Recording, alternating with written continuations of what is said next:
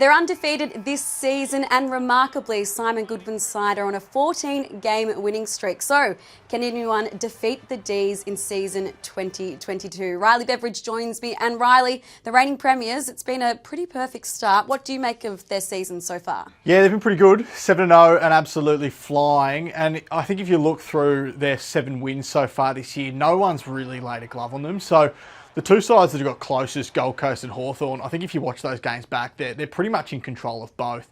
The Suns stayed tight with them throughout the entirety of the game, but they never really looked like losing. And the Hawks made a gallant fight back in the final quarter last weekend. But Melbourne's controlled every game. They've taken new elements to their game. They look great defensively. They're getting better in attack. I still think they're trying to find the mix in attack, whether or not it's Tom McDonald or Sam Wiedemann partnering Ben Brown.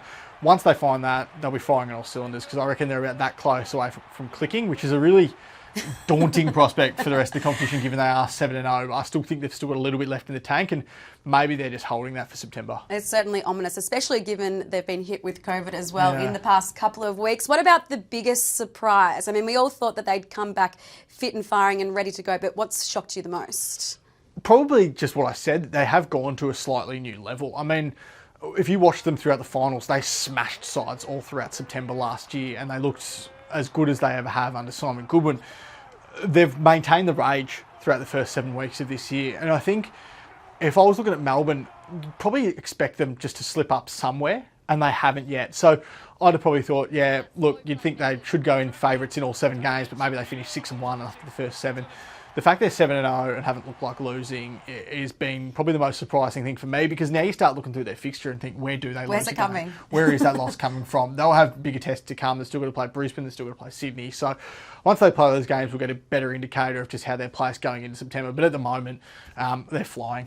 Only 7 rounds in, but already a number of Demons have put up their hands for All-Australian selection. Who would you pencil in so far? I reckon there's some certainties with Melbourne. So I think Max Gawn, after round 7, is probably the All-Australian captain, as well as being the All-Australian ruck. He's just been magnificent throughout the first 7 weeks of the season. I think you can pencil in Christian Petrarca and Clayton Oliver. They're locks in that midfield. They've had really bright starts to the year as well. They've been great. Jake Lever and Stephen May down back, certainties, and 2 more locks that you can just plug in.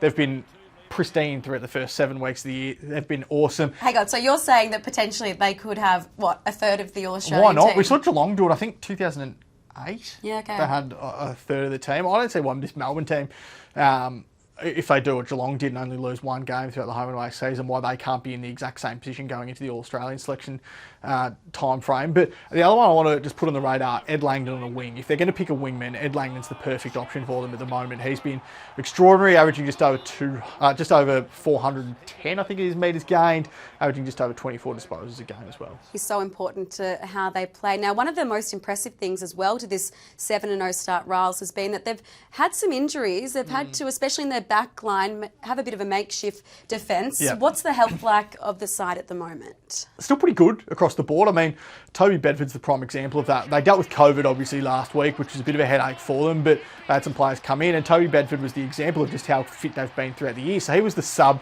in 6 of their games, their first 6 games of the season. He was unused in the last 5 of them before playing in round 7. So that goes to show they're not suffering from mid-game injuries. Yes, they've still got some key defenders to come back in. They missed Harrison Petty early on in the year, a premiership defender. He's come in the last few weeks and looked really good, although he did miss with health and safety protocols over the weekend. But still got Michael Hibberd to come back. He's got a calf injury.